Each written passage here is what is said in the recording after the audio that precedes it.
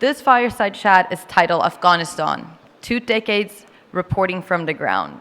And we will be joined by 2 distinguished and award-winning journalists who will examine the increasingly diverse security challenges facing the world and the United States today, and the importance of global cooperation in tackling emerging threats. He's usually on the other side of the mic asking questions. But this time around, Mr. Richard Engel, NBC News chief foreign correspondent and host of MSNBC'S On Assignment with Richard Engel, will be the one interviewed by his MSNBC colleague and friend, Mr. Ali Velshi. Award-winning journalist and author, Mr. Engel has reported from some of the most violent conflicts in our time, to include the Iraq War, the Syrian Civil War, and the war in Afghanistan. Apart from being the host of Velshi on MSNBC, Mr. Velshi is a senior business correspondent at NBC and the author of 2 books on finance. He's also professor at the Wharton School of the University of Pennsylvania. Gentlemen, the floor is yours.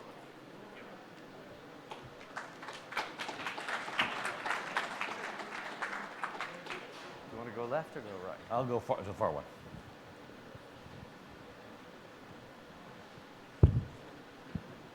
All right, good morning, everybody. You can hear me back there? All right, good. Thank you, Molly. Thanks to Ali Soufan and our hosts here at the Global Security Forum. It's always a pleasure to be back, but it's a real pleasure to be back here in person, and an unusual pleasure to be sitting here with Richard. Richard and I were together in New York a couple of months ago, and it was the first time in a year that I'd actually had somebody in a studio with me reporting on a story that he had just done at Bagram Air Base in Afghanistan, where the U.S. troops had left the base, and he was sort of showing us what was left. And at the end of the conversation, I said to my friend Richard, it'd be nice if we could talk for more than sort of 5 or 10 minutes at a time. And on August 15th of this year, we got that opportunity to talk for more than 10 minutes at a time, because that was the morning. I'm typically on air at 8 o'clock in the morning on a Sunday, and that was the day that we started the day with the understanding that the Taliban was around and possibly in Kabul and was making its way in, and things were happening in Afghanistan. We couldn't quite find out where the Afghanistan leadership was, but Richard was on the ground in Kabul for us, and as fate would have it, we spent a great deal of time talking that morning. And I haven't had a good conversation with Richard since, but now we are 2 months, almost 2 months to the day, after the fall of Afghanistan, after 20 years of an international effort to get things done. And President Kagame made the point that it is very difficult for outside forces to impose themselves on a nation if they don't understand the underlying forces.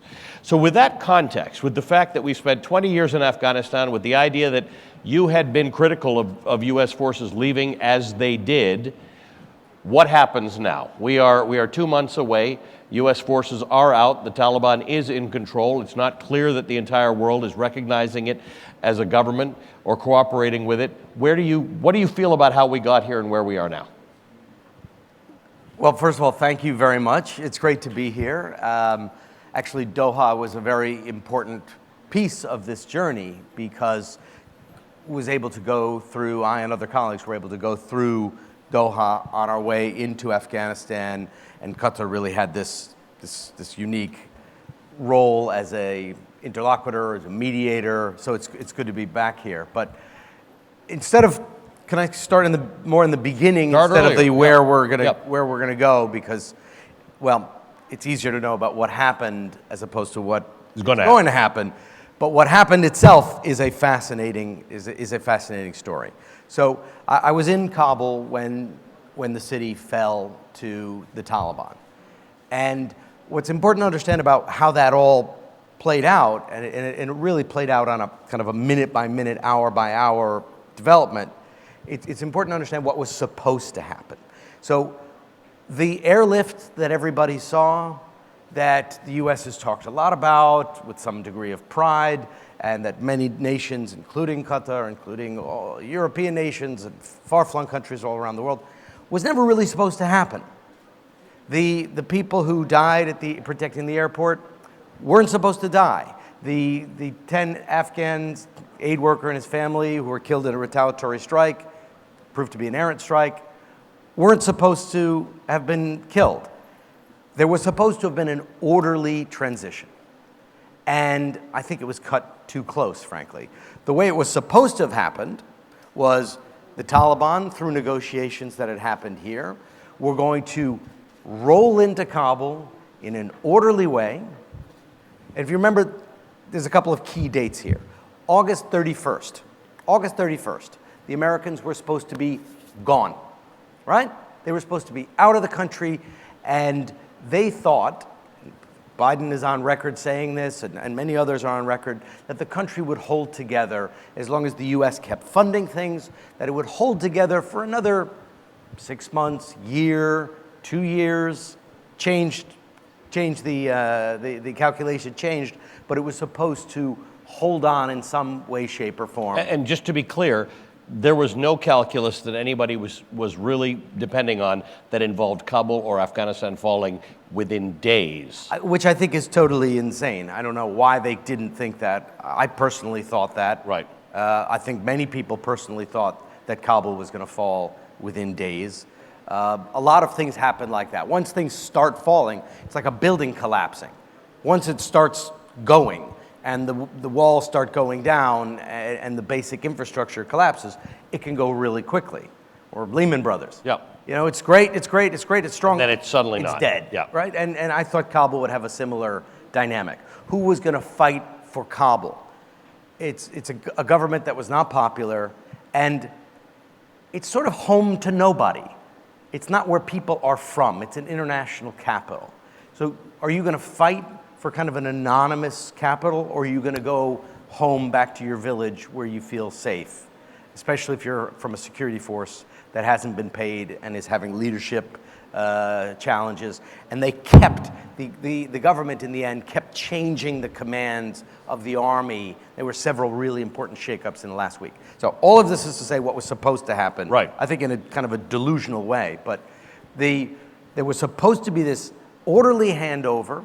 The Taliban were going to roll in their white vehicles, cleaned up, not shaven, but they were going to put themselves in good condition. They were going to have kind of a victory celebration, and they were going to roll in and join a unity government that was being put together here, not in this room, but in this city, and it was going to be a coalition government that would be then recognized by the international community, and then the Americans would have time to pull out their translators and defense contractors and the people who work for the intelligence agencies and law enforcement agencies and the people who were truly at risk. That was the way it was supposed to happen. August 31st was the deadline for the American troops to get out, and initially they thought they'd be long gone by then. Right. And most had left early. By August 15th, the day it fell, most of them were out. Most of them were gone. So they pulled out of Bagram Air Base. Why?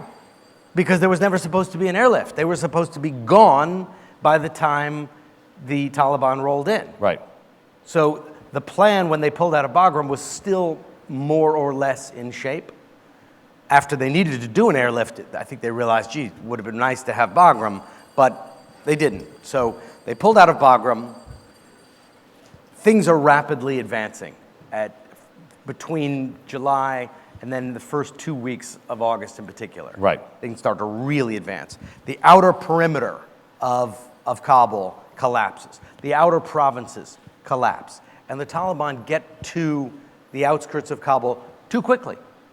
That was never part of the plan. And by the time, to put into context, by the time they got to the outskirts of Kabul, largely every capital had fallen. Every capital had fallen. Except for some parts of the Panjshir, Yep. but basically the whole country had fallen. Yep. And they had gotten to the edge of Kabul too quickly. Without firefights anywhere. Without fire, same kind of thing. Yeah. Strategic collapse. Yeah. Once one unit collapses, the other units see the writing on the wall. Yeah. They put out propaganda videos, and generally the Taliban wasn't. There were a atrocities, but generally, the Taliban were allowing people to go. If you surrendered to them, they would take your weapons, but they would allow the troops to go back to their home villages. And they gave them pocket money, actually. They gave them the equivalent of like $80. Say, here, no harm, no foul, take some money for a cab fare, time to go. Got it. And people would watch that, and there were deals being worked out with the tribal elders so that they wouldn't have massive bloodletting. So they've come to the edge of Kabul too soon.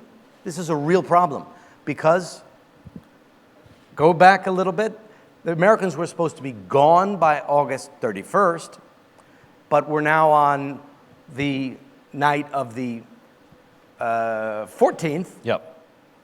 Kabul falls on the 15th, and they're there, and they're suddenly on the edge of the city. I'd been going in and out all summer.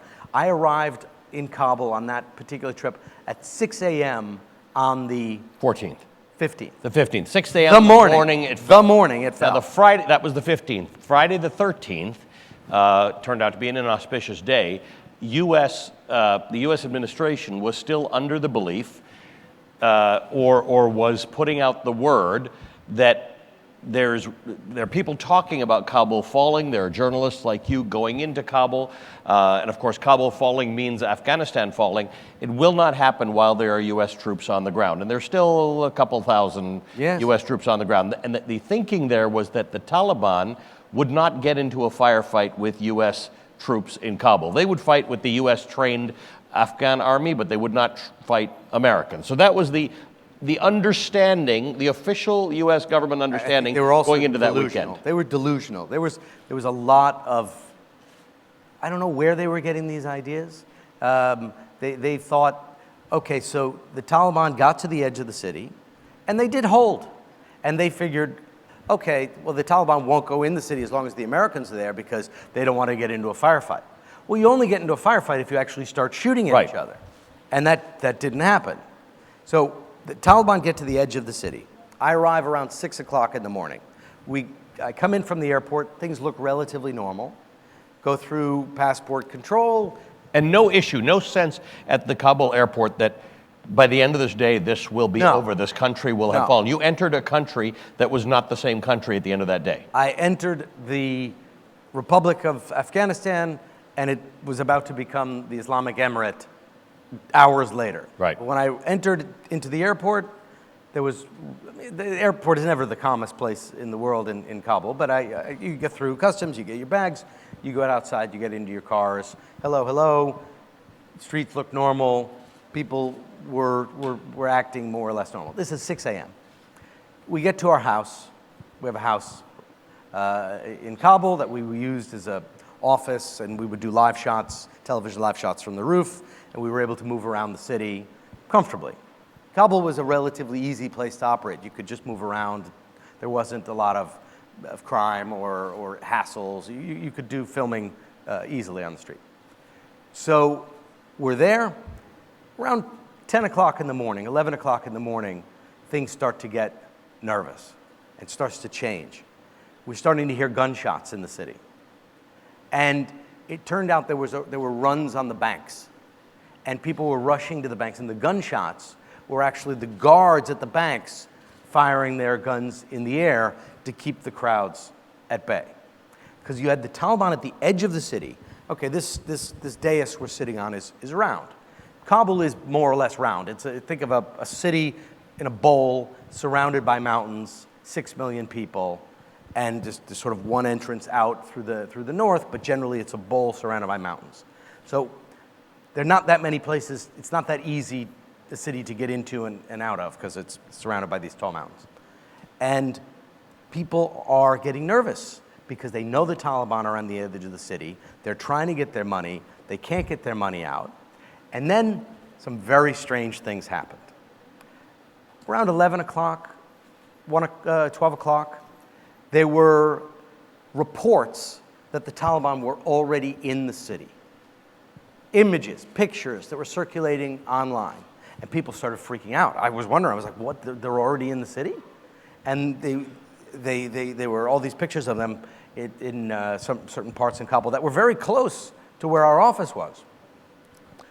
Are they going to come and kill us? What's going on? How it's going to happen? People at that stage started to get very nervous. Turned out, they weren't Taliban. They were people who were opportunists dressing up in the Taliban's clothing, which is a very unique costume, but not hard to find. And because of the intimidation factor, if you and your friend and your neighbors and a couple other guys put on the Taliban costume, you could steal anything you want. You could go into someone's apartment, you could stop them on the road, you could take their car. It was a very clever looting technique. Right. But it made people panicked. This is around noon, and there's the government is calling the Taliban, we're calling the Taliban, everybody's calling the Taliban, saying, are you into the city? And they keep saying no. I say, well, who are these people? That's not us. It's not us. Eventually, they put out a statement. The Taliban said, we're not in the city. Right. We're going to abide by our deal.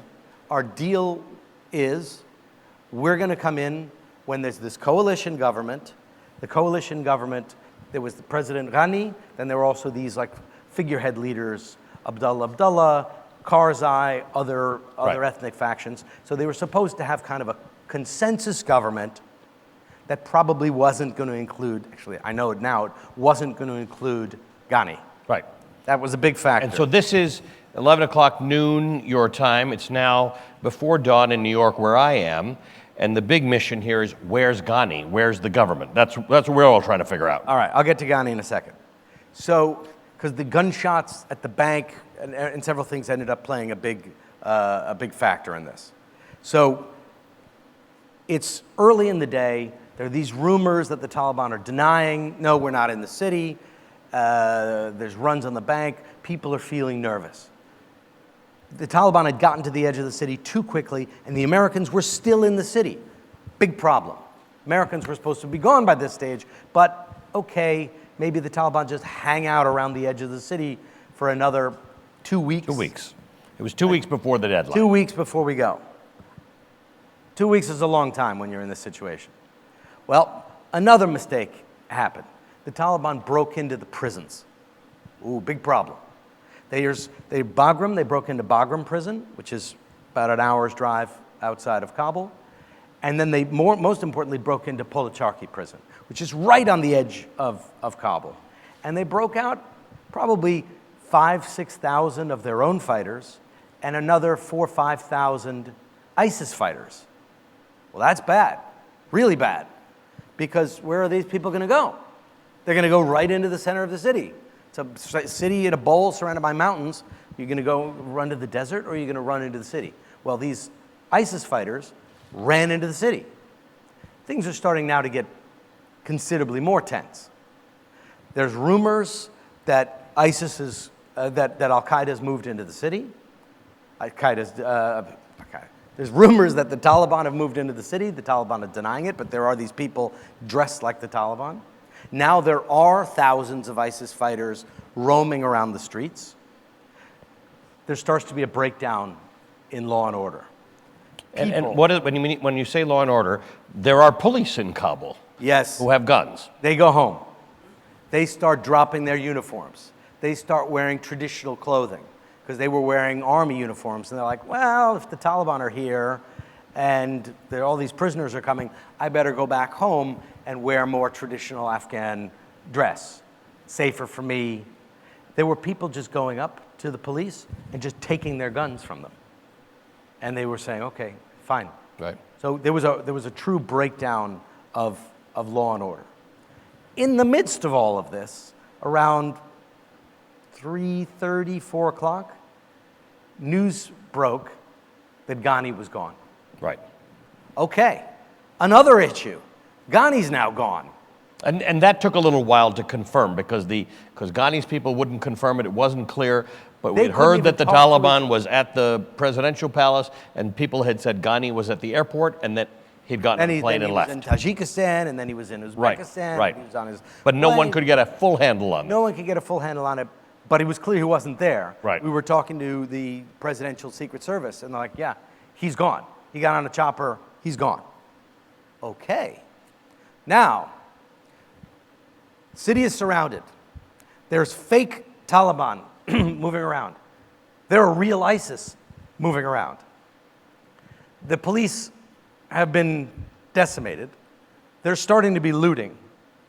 The people in Kabul are getting, I would say, significantly nervous. And they can't get their money out of the bank. And they can't get their money out of the bank, and they don't know what to do. Oh, and traffic is like this. You can't go anywhere because people were trying to, they were in paralysis. They were trying to get to the bank. They were trying to go see grandma. They were trying to go see their other friends, whatever they were trying to do. Locked up in paralysis, which also doesn't make you feel good. Now suddenly Ghani's gone. Oh, and the prisoners are out. And as soon as the prisoners come out, all day long, we're watching overhead helicopters. Right. The American embassy is right in the middle of the town, which is now surrounded.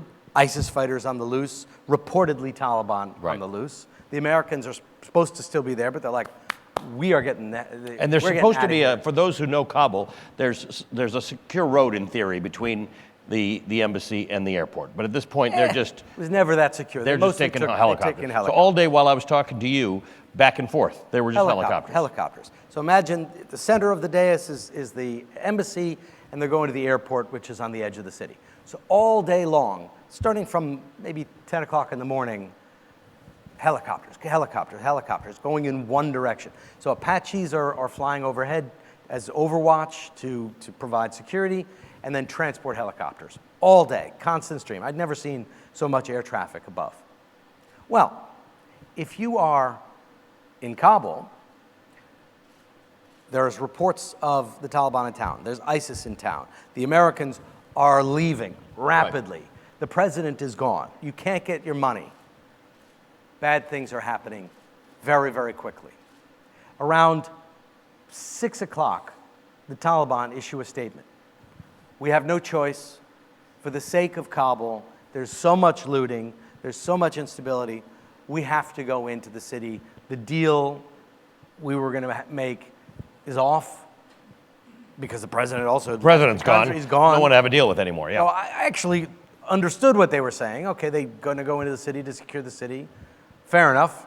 Seems there's a logic to it. So they came into the city, and people got really terrified. I remember I was there, and I saw them come in. I said, oh, well, that's different.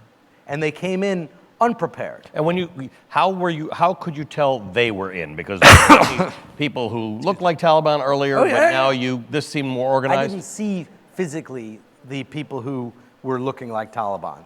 They came, and they did their looting or whatever, and then they left. Came out. But the real Taliban, I saw them. You could recognize the Taliban. They have a very distinct turbans, and they were wearing the eye makeup, and they were wearing their full-length clothing, and they were carrying machine guns in the back of pickup trucks. I mean, they couldn't have looked more Taliban than you would imagine. And they were I don't want to say dirty. They were coming straight from the front. Their vehicles were covered in mud. That was also a way they would often do that. They would cover them in mud to kind of camouflage them. They had just come in from the battlefront. They were not expecting to come into the city like this. And they were unkempt, their guns out, and rolled in. They rolled in hot to stop the looting.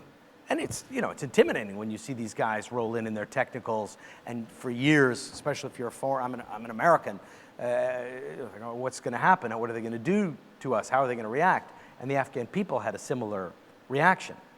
So what do you think they did? All day long, they've been watching helicopters go from one place going from the center of the city to the airport.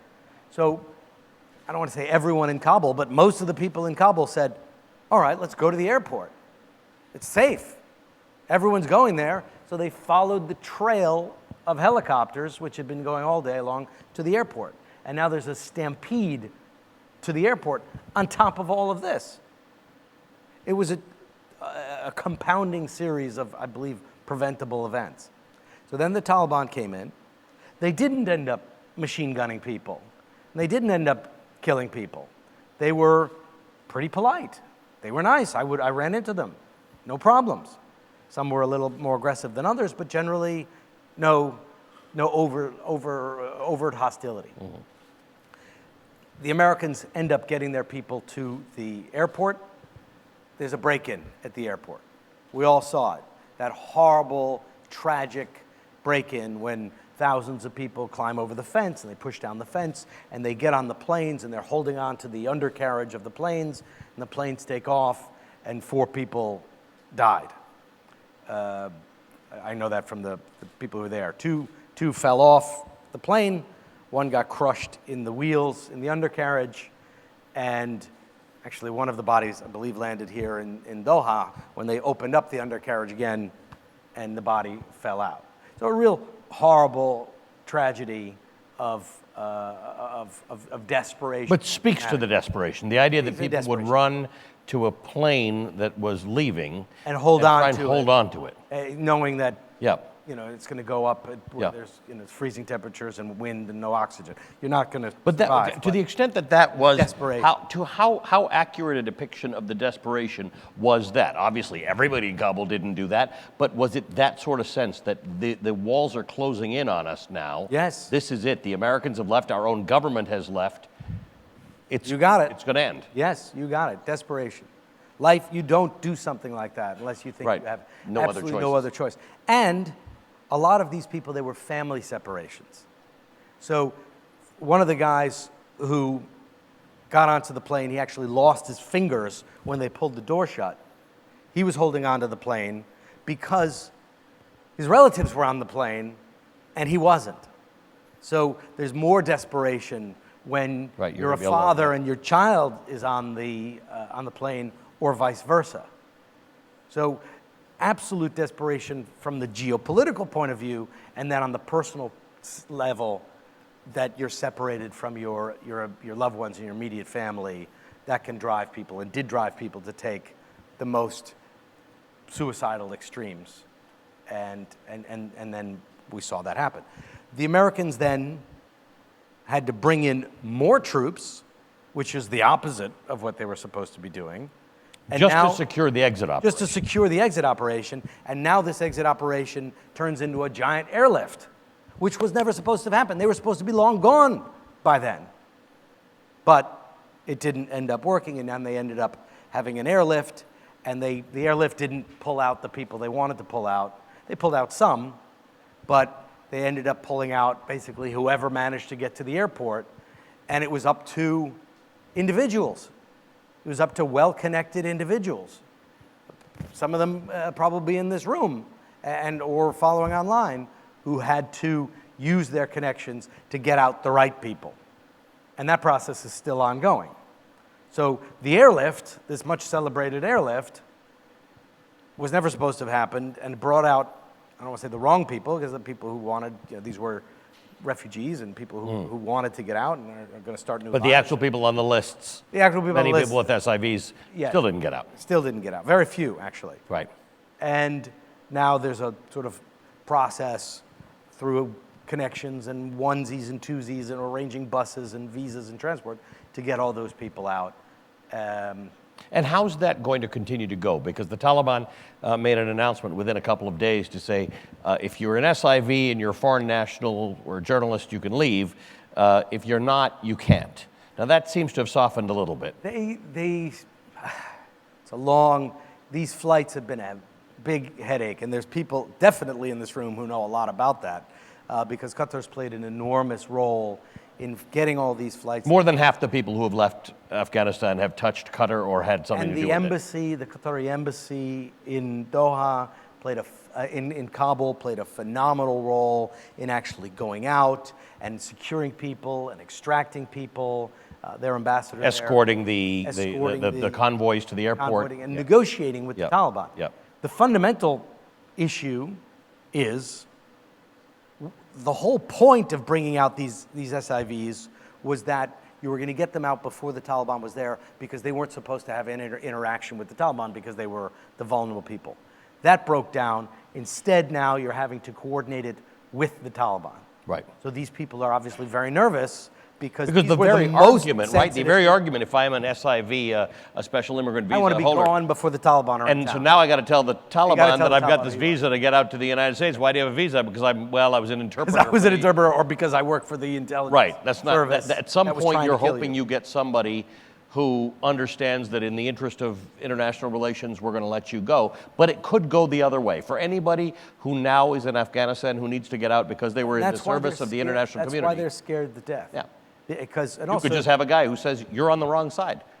could happen, but so far they haven't been doing that. Yeah. There have been a few reports here and there, but generally they haven't been doing that because the world is watching, because Doha has good offices with them. They've been trying to prevent that, prevent someone who used to work for the intelligence service coming forward and saying, I have this visa. Oh, you work for the intelligence service? Right. Bang, you're dead. So in theory, the rest of that system continues to work with the cooperation of the Qataris, the international community, the United States. These folks get out. That still leaves the rest of the country, half of whom are women. Yes, it is. And we are depending upon the good graces of the Taliban yes. to, as Anthony Blinken said, live up to their obligations and their promises and improve their human rights record, until which we will not recognize them or give them legitimacy. That's where we stand today. In fact, Blinken just said it again yesterday in negotiations that are going on here. This is true. So this place where we are right now continues to be the center, the hub. The U.S. Embassy has moved its interest section here, so the U.S. is handling its Afghanistan portfolio from here. The Taliban is still having those important discussions. Here, with in the fact, they were Americans here in the hotel last night. Yes, this is this Might has be somebody in the become room. This has become the kind of the Switzerland or Vienna or what you want Right. for Central Asia right now. This is the place where the meetings are happening. As this new the new great game, you were talking about the great game from in Africa perhaps is underway. Well, this is the real great game. The original great The game. original great game. Yeah. The original great game was the battle between the Russians and the British for control of Central Asia. Well, that game has just begun again, and I'm not sure if ever... It never ends well, the great game, as it relates to Afghanistan. Well, you can have periods of stability, but the fact that it's called the great game Right. suggests that this country is a staging ground for other people to play their games. Right. Whether it's Pakistan or Russia and the Central Asian states, or for the last 20 years, the Americans or the Iranians. Well, the great game is now back at play. So tomorrow morning at this time, I'm going to be having a conversation with the foreign minister about the Qatari efforts to continue to have a dialogue between the West and America and the Taliban. The question now becomes, in America, as you know, what do you do? Do you legitimize the Taliban through negotiations and cooperation, which some Americans are entirely against by virtue of who the Taliban are? However, the NGOs, the organizations that have been in that country for 20 years and have been doing some good work. It hasn't been the world's most coordinated effort, but they've been doing some work. Many of whom have said, we're staying, we're in here. Look, so we need the government to cooperate. Look, the need money. Taliban, the U.S. helped put the Taliban in power, right? So it would be wildly hypocritical for the U.S. to say, well, now we're going to isolate the Taliban and we're going to cut them off with sanctions. I'm not saying the Taliban are a bunch of great guys, but you don't want to punish the Afghan people again for something that is absolutely not their fault. The Afghan people, for the last 20 years, were given educational opportunities, economic opportunities. There was still a civil war or a war between the Taliban, an insurgency war that ebbed and flowed, but tremendous strides were made in Afghanistan for women, for young people, literacy, penetration of cell phones, penetration of the internet, general standard of living was profoundly changed. That was ripped away now. There's serious economic hardship, there's risks of mass starvation, girls aren't going back to school, the Taliban say they need time to work out the logistics, there's people who are skeptical about that. So it's not a good situation, it's not an ideal situation. It wasn't supposed to happen. It wasn't supposed to be a total collapse. It was supposed to be Americans left, and they were going to have a coalition government, and things were going to happen this way. Didn't play out that well. I think the plan wasn't robust enough to allow that to happen. I don't think there was enough wiggle room in it. But now the Afghan people who've had this rough experience of having their expectations built up only to have them totally dashed, are you then going to sanction them again and deny them access to food and education and clean water? You got to help them somehow. There's a piece of external pressure You here. have to help them. So if that means working with the Taliban, that's what the NGOs are doing. That's the only option at this stage. You and I were talking about this over dinner last night. There's a little bit of external pressure here, and that is Afghanistan has strong connections to the East and other countries, including China, whom they have been courting, and it seems that China's been courting them a little bit. There seems to be an undercurrent to say, if things don't work out for you with the West, we know you need money, we know you need infrastructure and support, we're here. There's an alternative to Doha, and they want that alternative to be Russia, China, Pakistan. Right. And right now, Doha is the center of negotiations, the center of this kind of, let's call it the new great game, in which the Americans are represented here, the EU is represented here, the UN has meetings here, the Qataris have been essential in helping to bring out these vulnerable interpreters or whatever who were left behind because they couldn't make it to the airport. So there's that movement, which is pulling the Taliban in one direction, trying to pull them toward engagement with the world.